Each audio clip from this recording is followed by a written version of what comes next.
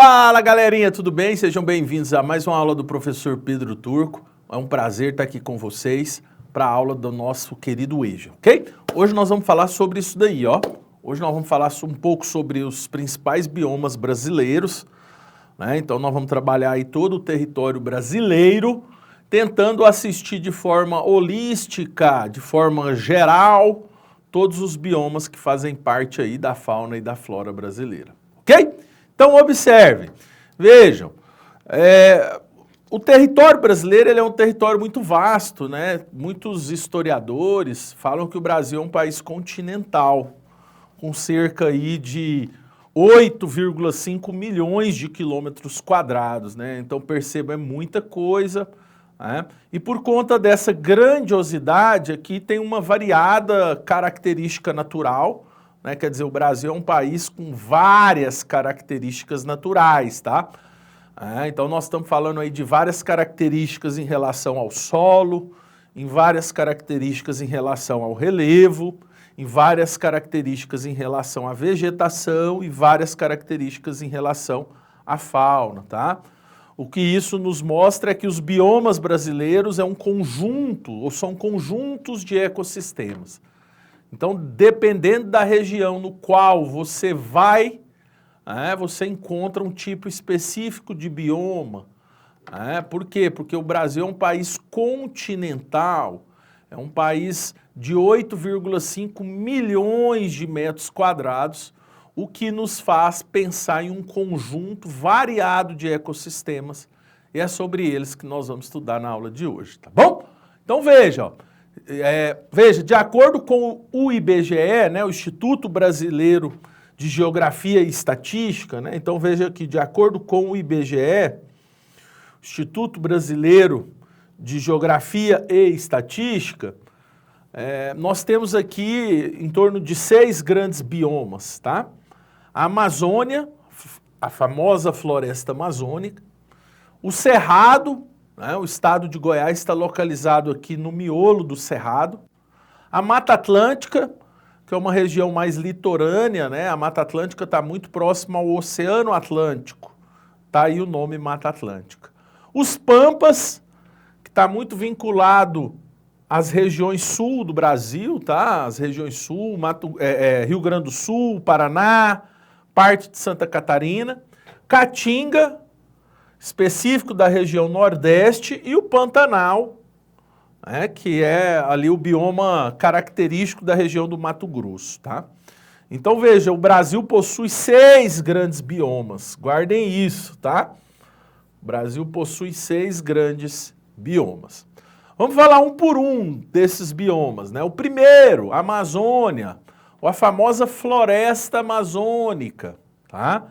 Então veja, vamos começar a falar do principal bioma, né? Ou talvez, todos são importantes, mas a Amazônia tem uma característica singular, porque ela abarca hoje a floresta amazônica, que não pega só o Brasil, mas pega países vizinhos, como o Peru e a Bolívia, ok? Então observe, a floresta amazônica tem a ver com a floresta equatorial brasileira, tá? É uma floresta que está localizada aí na linha do Equador. Por isso, a ideia de floresta equatorial. Ela ocupa cerca da metade do território brasileiro, gente. Veja, metade do território brasileiro. Regiões como o norte e, em parte, a região centro-oeste. Então, ocupa toda a região norte,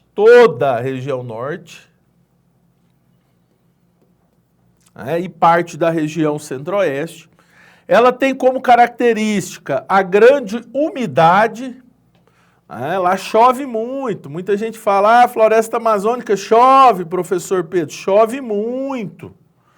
Se você for em regiões como Belém, a capital do Pará, Belém é uma cidade que chove praticamente diariamente, né? E é uma floresta que é caracterizada pela diversidade. Ok? É uma floresta que é caracterizada pela diversidade. Então veja, se você for em cidades como Belém, em Manaus, que são cidades que estão no coração da floresta amazônica, Belém, capital do Pará, Manaus, capital do Amazonas, você vai perceber que elas são cidades muito úmidas, né? Belém, por exemplo, chove praticamente todos os dias. Manaus chove constantemente, né? Volta e meia você vê nos noticiários a cheia do Rio Negro, né? Famoso Rio Negro que passa ali na cidade de Manaus. Então veja, falamos do primeiro, Amazônia. Vamos para o segundo, é esse daí, ó, o nosso querido Cerrado, Cerradão goiano, tá? Falar um pouquinho sobre o nosso Cerrado, a nossa savana brasileira, né? Muitos consideram o Cerrado como uma savana brasileira. Ele está localizado na região centro-oeste, nordeste, região centro-oeste, nordeste e parte do sudeste. E em Goiás, né, está aí o principal cerrado brasileiro. Né? O Goiás tem a área toda do estado característico por esse bioma, o cerrado, tá? O clima é tropical e continental, né? Então tem períodos de seca e períodos de chuva, né? E as árvores, elas são robustas, né? Não, são arbustos, né? Árvores e arbustos de pequeno porte. Árvores e arbustos de pequeno porte. Né? Se você reparar, as árvores do cerrado, elas são retorcidas pela forma com que elas se alimentam do sol e da terra que o compõem, ok? Tá aí fotos do cerrado. Vamos para a nossa Mata Atlântica, a famosa Mata Atlântica. É uma floresta tropical brasileira, localizada na faixa litorânea do nosso país. A Mata Atlântica foi bastante colonizada e bastante explorada durante a colonização portuguesa no Brasil, e ela chegou a praticamente desaparecer, tá? Infelizmente, ela foi devastada e tem a sua vegetação original quase inexistente. Muito da nossa Mata Atlântica foi devastada. Por quê? Porque os portugueses, durante quase 350 anos de colonização, exploraram o máximo dessa mata, a famosa Mata Atlântica, tá bom?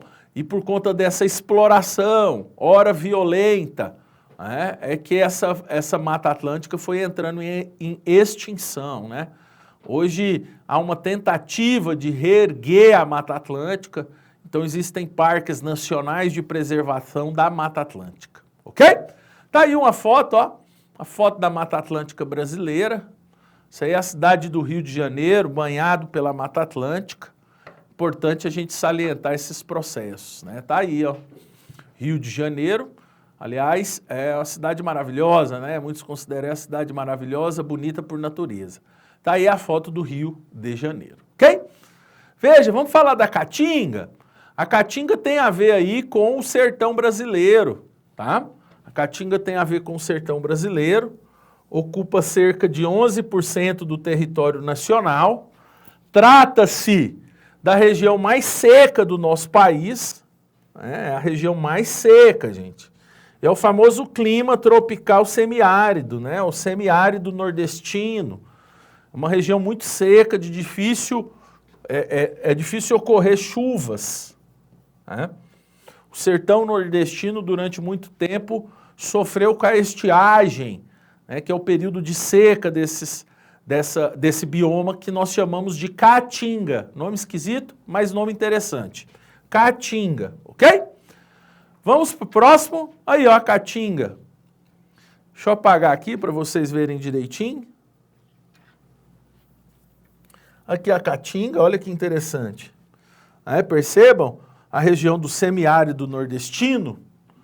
Isso mesmo. Vamos para o próximo, Pampas, né? Os Pampas, os famosos Pampas gaúchos, porque são localizados na região do Rio Grande do Sul, né? Na parte sul do nosso país, ou melhor, no extremo sul, pega inclusive partes da Argentina.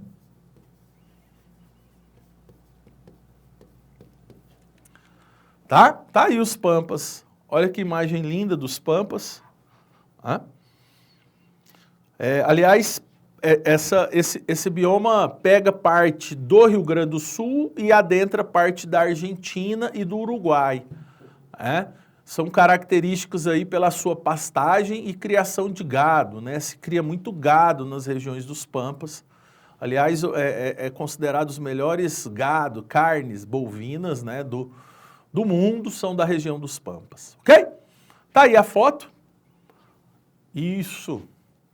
Agora vamos para o Pantanal. O Pantanal é localizado no Mato Grosso do Sul, tá? Mato Grosso do Sul.